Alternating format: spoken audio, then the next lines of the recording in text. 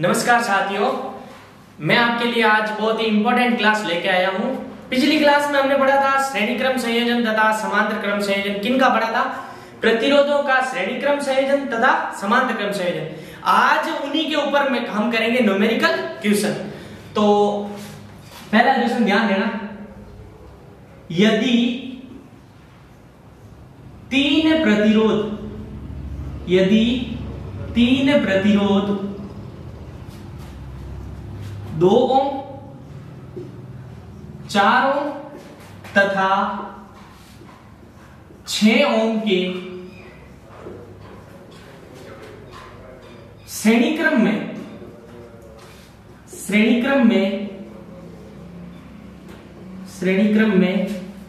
संयोजित है तो उस परिपथ का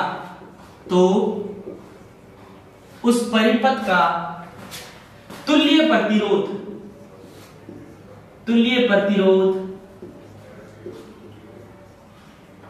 ज्ञात कीजिए।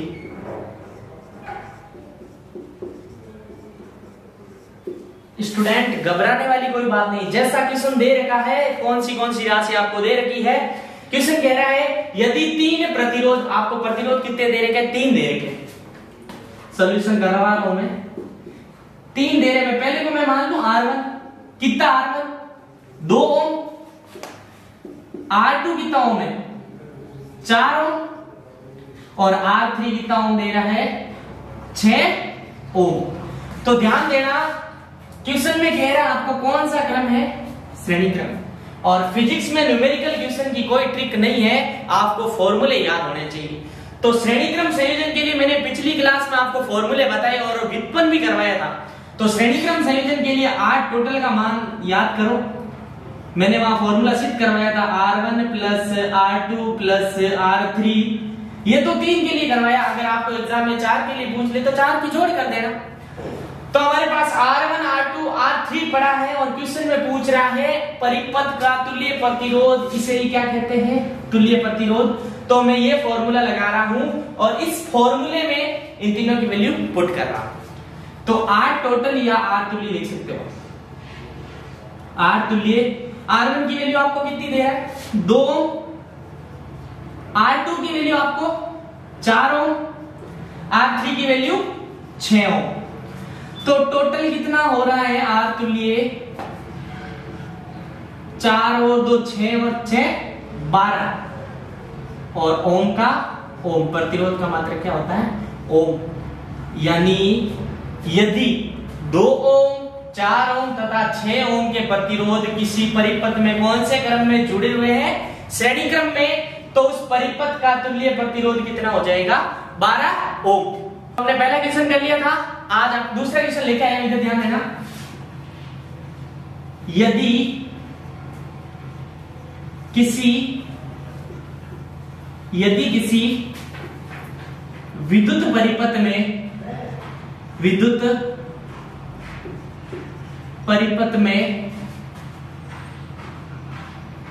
6 ओम के समान प्रतिरोध, 6 ओम के समान प्रतिरोध श्रेणी क्रम में संयोजित है, श्रेणी क्रम में संयोजित है तथा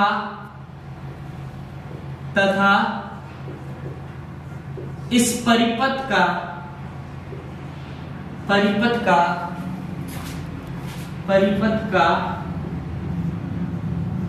कुल विभवांतर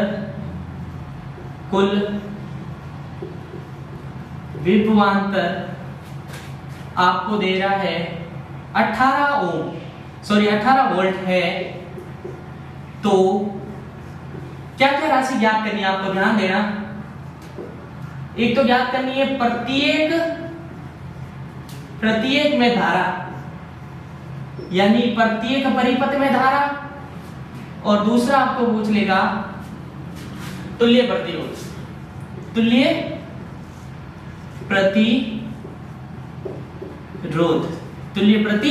तो हाँ, क्या क्या ज्ञात करना है? एक आपको पूछ रहा है प्रत्येक में धारा ज्ञात करनी है, दूसरा है तुल्य प्रतिरोध, या R टोटल भी पूछ सकता है, R टोटल, या पूछ सकता है कुल प्रतिरोध कितना होगा। तो सॉल्यूशन की ओर बढ़ रहे हैं, और सॉल्यूशन करते समय क्या क्या बातें ध्यान रखनी है। नंबर उनके भी मिलेंगे, क्या क्या राशि दे रखी है, अगर आप डायरेक्ट करोगे तो नंबर नहीं मिलेंगे, क्या राशि दे रखी है वो भी बताना पड़ेगा। यदि किसी विद्युत परिपथ में 6 ओम के समान प्रतिरोध, यानी यहां से क्या क्लियर हो रहा है, 6 ओम के समान प्रतिरोध, यानी तीनों है, कितने कितने ओम के हैं, 6 ओम के समान प्रतिरोध, 3 जुड़े हुए, ये थोड़ा याद लिख देना, 3 जुड़े हुए, कितने जुड़े हुए, 3, और प्रत्येक कितने ओम का है, 6 ओम का है, और क्रम कौन सा है, श्रेणी क्रम। तो दिया गया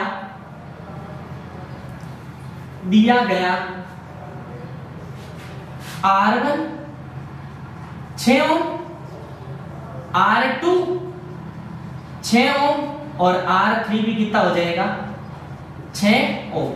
यहां से पता चल रहा है 6 ओम के 3 प्रतिरोध कौन से क्रम में जुड़े हुए, श्रेणी क्रम में, और ज्ञात करना है कुल धारा और कुल प्रतिरोध। तो हमें फॉर्मूला पता है, R total is equal to R1 plus R2 plus R3। यहां से हमारे पास R टोटल की वैल्यू आ जाएगी, और V दे रहा है क्वेश्चन में कितना हूं, 18 वोल्ट दे रहा है, सॉरी। तो पहले R टोटल निकाल लो, R टोटल 6 6 6, R1 की वैल्यू 6, R2 की वैल्यू 6 ओम, R3 की वैल्यू 6 ओम, तो R टोटल हो जाएगा 18 ओम। R की वैल्यू, या इसे आप बोल सकते हो केवल R भी बोल सकते हैं। R हमारे पास पड़ा 18 ओम, V कितना दे रहा है क्वेश्चन में, V आपको दे रहा है 18 वोल्ट। तो यहां तक तो ये दूसरा, ये B पार्ट यहां सरल हो गया। अब A पार्ट कर रहे हैं, पार्ट ए में पूछा है प्रत्येक में धारा, तो हम जानते हैं ओम के नियम से V बराबर क्या होता है, I R। V की वैल्यू हमारे पास कितनी दे रहा है क्वेश्चन में, 18 ओम, कितने ओम, 18 ओम, और I की वैल्यू हमें ज्ञात करनी है, इनटू प्रतिरोध कितना आया, 18 ओम। I अपनी जगह पे पड़े रहने दो, जो गुणा में होगा कहां चले जाएगा, भाग में, 18 वोल्ट बट्टा 18 ओम। I की वैल्यू कितनी आ जाएगी, 1 एम्पियर। अब ध्यान देने वाली बात है, आपको कंफ्यूजन करने के लिए बोल रहा प्रत्येक में धारा, तो हमें पता होना चाहिए श्रेणी क्रम में धारा का मान सब में क्या होता है रे, 4 इंपॉर्टेंट पॉइंट लिखवाया था, धारा क्या होती है, समान होती है। उस क्रम को क्या कहते हैं, श्रेणी क्रम संयोजन। तो श्रेणी क्रम संयोजन के ऊपर हमने 2 आंकिक प्रश्न कर लिए थे, बाकी आपको बुक के आंकिक प्रश्न आपको करने हैं, सेम ऐसा ही पैटर्न है। तो बात आती है समांतर क्रम संयोजन की। तो तीसरा क्वेश्चन में ले रहा हूं समांतर क्रम की ओर। यदि 2 ओम के, क्वेश्चन समझ में आना चाहिए, यदि 2 ओम के 4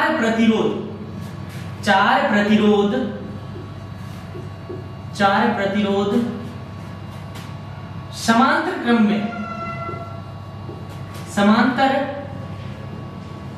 क्रम में संयोजित है, समांतर क्रम में संयोजित है, तो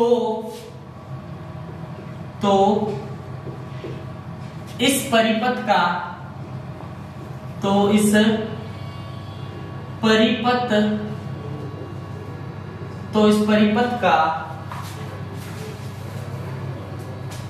तुल्य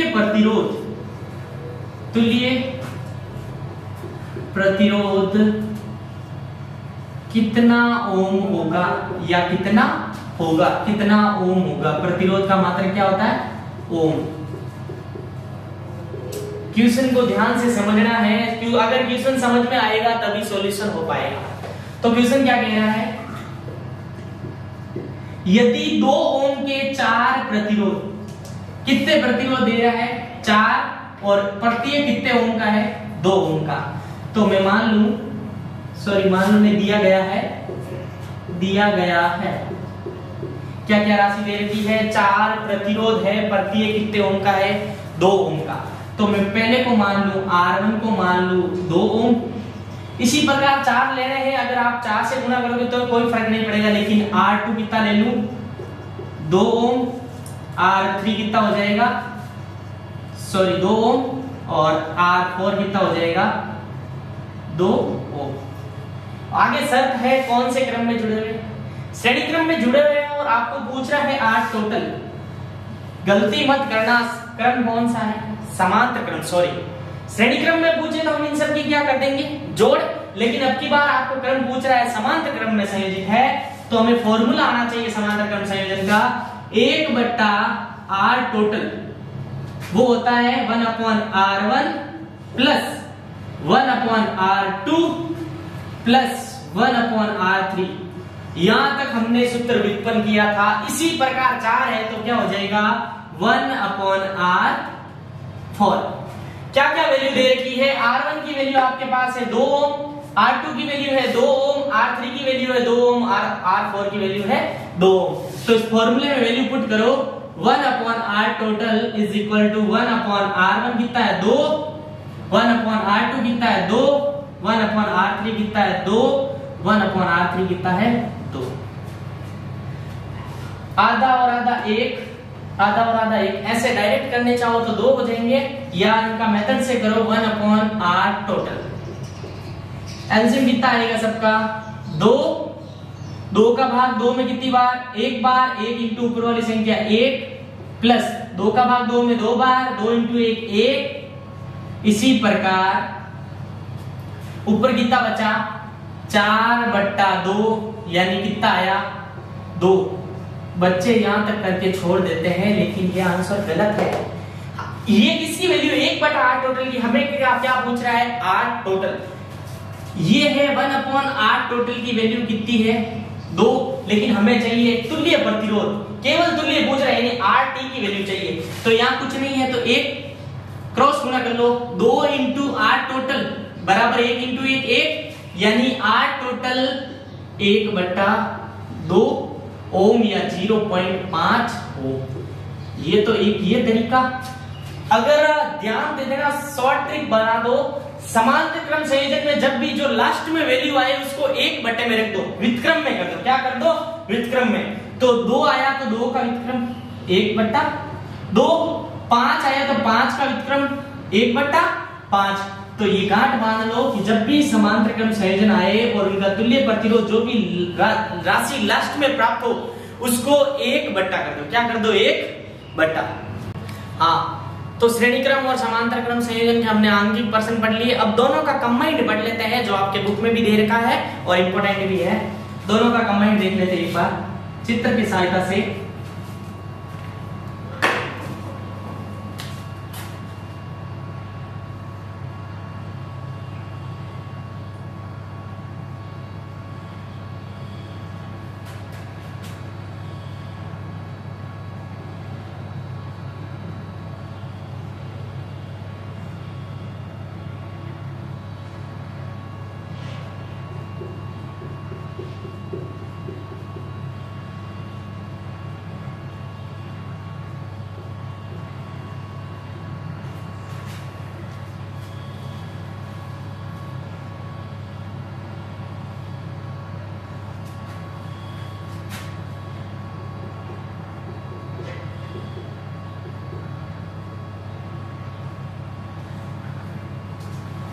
और आपको पूछ ले ए से बी, यानी ए बी का तुल्य प्रतिरोध ज्ञात करना है, यानी ए बी का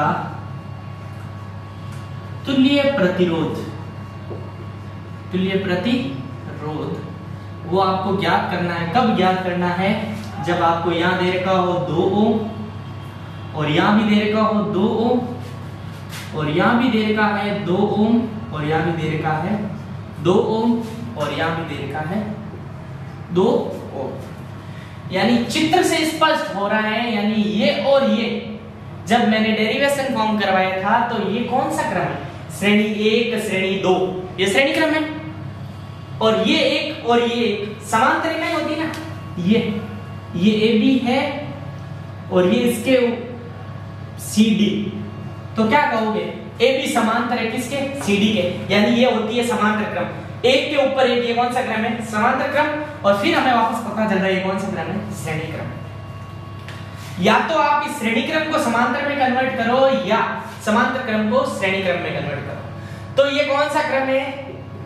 समांतर क्रम में। पहले इसको सरल कर रहा हूं। किसको कर रहा हूं? इसको कर रहा हूं। तो मैं यहां मान लूं, या a डैश b डैश मान लूं। ध्यान देना, इनका ज्ञात कर रहा हूं मैं। तो इसको मान लूं r1 और इसको मान लूं r2 मान रहा हूं। तो श्रेणी क्रम समांतर क्रम संयोजन है, तो r टोटल क्या होगा?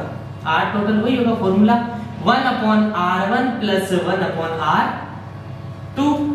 1/r टोटल 1/r1 2 और 2 1/2 प्लस 1/2 1/r टोटल। डायरेक्ट जोड़ लो, हाफ और हाफ पूरा 1 हो जाएगा। लेकिन यहां तक मत छोड़ो, 1 है तो 1 के बट्टे में क्या है? 1 है, चाहे उल्टा करोगे तो भी क्या आएगा? यानी r टोटल की वैल्यू हमारे पास आएगी 1 ओम। तो ये चित्र थोड़ा सा चेंज हो जाएगा, ध्यान देना। इधर नया ये बनेगा, इधर ध्यान देना। पहले है 2 ओम, ये जुड़ा हुआ 2 ओम, फिर दूसरा ये जुड़ा हुआ 2 ओम। इसका सॉल्यूशन क्या प्राप्त हुआ हमारे पास? ये दोनों समांतर में थे, क्या प्राप्त हुआ? टोटल 1 ओम। तो यहां आगे जुड़ जाएगा 1 ओम और ये अपनी जगह पे पड़ा 2 ओम। कितना ओम? 2 ओम। और ये पड़ा B और ये पड़ा A। अब ये सीधा सा नजर आ रहा है कौन सा क्रम है? श्रेणी क्रम संयोजन। और श्रेणी क्रम में सीधा याद रखना सबकी जोड़। तो r टोटल की वैल्यू हो जाएगी r1 plus r2 plus r3 और 4 है तो r4। सबकी वैल्यू रख दो, 2 2 4। r1 की वैल्यू है 2, r2 की वैल्यू है 2, r3 की वैल्यू 1 और r4 की वैल्यू है 2। 4 5 और 2 7 ओम। तो r टोटल क्या हो जाएगा? 7 ओम। यानी a से b तक तुल्य प्रतिरोध कितना ओम हो जाएगा? 7 ओम। तो हमने श्रेणी क्रम तथा समांतर क्रम संयोजन के न्यूमेरिकल क्वेश्चन पढ़ लिए थे। अब हम आगे स्टार्ट करने जा रहे हैं विद्युत धारा का तापीय प्रभाव, या जिसे कहते हैं जूल का तापन नियम, बहुत ही इंपॉर्टेंट है। तो हम पढ़ रहे हैं विद्युत धारा का तापीय प्रभाव और इसे कहते हैं जूल का तापन नियम। ये क्या होता है? इसकी डेफिनेशन देखो। जब किसी चालक में विद्युत धारा प्रवाहित की जाए, हाँ, तो विद्युत धारा का तापीय प्रभाव क्या होता है? इसे जूल का तापन नियम भी कहते हैं। क्या होता है विद्युत धारा का तापीय प्रभाव? हमारे दैनिक जीवन में भी देखने को मिलता है। जैसे आपके घरों में उपकरण, बहुत सारे उपकरण हैं, जैसे पंखा है। अगर पंखे को चालू करोगे तो पंखा क्या हो जाता है? गर्म हो जाता है। यही क्या है? विद्युत धारा का तापीय प्रभाव। यानी प्रेस है, प्रेस को ऑन करोगे थोड़ी देर बाद क्या हो जाती है? गर्म हो जाती है। और हीटर को चालू करने पर हीटर का गर्म होना, वो भी किसके आधार पर है? विद्युत धारा का तापीय प्रभाव। यानी डेफिनेशन की ओर आते हैं, क्या होता है विद्युत धारा का तापीय प्रभाव? यानी ऐसे उपकरण जिनमें विद्युत धारा देने पर, जिसमें ऊर्जा किस में चेंज हो जाती है? उष्मा में। किसमें? उष्मा में। हम जैसे बल्ब ऑन करते हैं तो हमारा टारगेट है बल्ब से प्रकाश लेना, लेकिन उनके साथ साथ थोड़ी उष्मा भी उत्पन्न होती है। क्या होती है? उष्मा भी। तो हम बढ़ते हैं विद्युत धारा का तापीय प्रभाव क्या होता है? जब किसी चालक में विद्युत धारा प्रवाहित की जाए, क्या प्रवाहित की जाए? यानी ऑन किया जाए, विद्युत धारा प्रवाहित की जाए, तो उस चालक का ताप बढ़ता है, जिससे ऊर्जा किस में चेंज होने लगती है? उष्मा में चेंज होने लगती है। उसे क्या कहते हैं? विद्युत धारा का तापीय प्रभाव। और इनके उपयोग क्या क्या है? हीटर, प्रेस, जो भी उष्मा देने वाले यंत्र। तो डेरिवेटिव फॉर्म करते हैं इसका। क्या होता है? जब चैप्टर स्टार्ट किया था तो मैंने बताया था विभवांतर क्या होता है या विभव क्या होता है। तो मैं मान लू, माना विभव V तथा Q आवेश को लाने में किया गया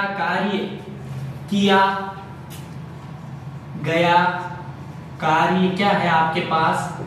W। तो हमने विभवांतर की परिभाषा के अनुसार विभवांतर क्या होता है? V A माइनस VB या टोटल V लिख सकते हो। किया गया कार्य, कार्य क्या किया गया है W, किसको लाने में, आवेश को, किसको, आवेश को, आवेश यानी Q। तो अब हमें ज्ञात करना है किया गया कार्य, तो आवेश इंटू विभवांतर हो जाएगा, यानी W बराबर क्या हो जाएगा, Q इंटू V, W बराबर Q इंटू V, ये हो जाएगी इक्वेशन 1। और हम जानते हैं विद्युत धारा की परिभाषा के अनुसार I बराबर आवेश ले जाया गया Q और समय है T। ये हमने जब चैप्टर स्टार्ट किया था आपको बताया था विद्युत धारा का फॉर्मूला याद रखना है। यहाँ Q है आवेश, T है समय, Q क्या है आवेश और T क्या है समय, और I क्या है विद्युत धारा। हमें Q की वैल्यू चाहिए तो Q बराबर I इंटू T, ये हो जाएगी समीकरण 2। समीकरण 1 व 2 से, 2 में Q की वैल्यू है I इंटू T, तो Q की वैल्यू मैं यहां पुटअप कर रहा हूं, W बराबर Q की जगह मैं रख रहा हूं I T इंटू V। यहां ध्यान देना किया गया कार्य, कार्य यहां पर ऊर्जा किस में चेंज हो जाएगी, ऊष्मा में, तो W को मैं ले रहा हूं W बराबर H, किस में चेंज हो जाएगी, ऊष्मा में, तो W की जगह मैं पुटअप कर रहा हूं H, क्या कर रहा हूं H, तो H बराबर VIT, ये फॉर्मूला आपको एक याद रखना है। अब समीकरण 3, और हमने ओम का नियम पढ़ा था, बताया था इंपॉर्टेंट है इसका गणितीय कथन। ओम भाई साहब ने बताया था V बराबर I R, यहां V की वैल्यू है धारा इंटू प्रतिरोध, यानी V की जगह मैं IR रख सकता हूं। तो यहां हमारे पास V विभव को डिनोट कर रहा है, क्या मैं समीकरण से 4 दे दूं, समीकरण 4 से V का मान क्या है IR का पुटअप कर दो समीकरण 3 में, तो समीकरण 3 नहीं आ जाएगी मेरे पास, H बराबर V की जगह आप क्या रख रहे हो IR, क्या रख रहे हो IR, और IT की IT पढ़ा, आधार समान है I इंटू I घात 1 है, आधार समान है घात क्या हो जाएगी, जुड़ जाएगी RT। ये फॉर्मूला इंपॉर्टेंट है, इस फॉर्मूले के ऊपर न्यूमेरिकल क्वेश्चन भी पूछे जाते हैं और बोर्ड एग्जाम में पूछा भी गया है। तो यहाँ ये क्या क्या डिनोट कर रहा है, I हमें याद रखना है, यहाँ क्या हो जाएगी धारा, और वो भी किसमें एम्पियर में, H हो जाएगी ऊष्मा,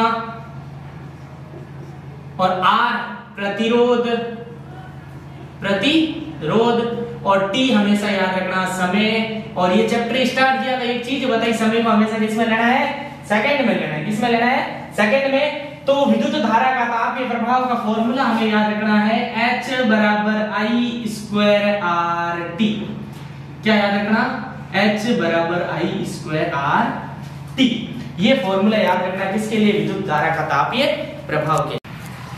हाँ, तो विद्युत धारा का तापीय प्रभाव पढ़ लिया था, उसका फॉर्मूला क्या है थोड़ा बाकी इधर ध्यान देना। फॉर्मूला हमारा ये प्राप्त हुआ H बराबर I स्क्वायर RT, H बराबर I स्क्वायर RT, जहां क्या क्या राशियां है एक बार वापस बता देता हूं, जहां I डिनोट करेगा विद्युत धारा को, किसे, विद्युत धारा, और R परिपथ का प्रतिरोध, प्रतिरोध, और T समय, वो किस में रखना, आपको SI यूनिट रखनी है सेकंड में, और H हो जाएगी ऊष्मा, उत्पन्न ऊष्मा। न्यूमेरिकल क्वेश्चन पूछेगा विद्युत परिपथ में धारा इतनी है, प्रतिरोध इतनी है, इतने घंटे तक चल रहा है, तो उसकी ऊष्मा याद करो या उसका तापन याद। तो ये राशि तो हमें प्राप्त हो गई, लेकिन 3 बातें इंपॉर्टेंट है, इसे ही जूल का नियम कहता है, यानी H proportional to I square, पहली शर्त, यानी ऊष्मा धारा के स्क्वायर मतलब वर्ग, धारा के वर्ग के समानुपाती होती है। ये छोटी छोटी चीजें आप सीखो, आपके 11th में काम आएगी। समानुपाती आए तो उसी के अनुपात में बढ़ेगी धारा। जितनी ऊष्मा बढ़ेगी उतनी ही धारा बढ़ेगी, लेकिन किस में बढ़ेगी? वर्ग में बढ़ेगी, यानी समान अनुपात में धारा बढ़ेगी। और दूसरी शर्त के अनुसार H प्रोपोर्शनल टू हमें याद रखना है R, यानी ऊष्मा किसके समानुपाती होती है? ऊष्मा प्रतिरोध के भी क्या होती है? प्रतिरोध के भी समानुपाती होती है। और तीसरा H प्रोपोर्शनल टू T, यानी किसके समानुपाती होती है? समय के समानुपाती। अगर छोटा सा क्वेश्चन पूछ ले जूल का तापन नियम क्या है, तो आपको कथन लिखना है और रोक दियो।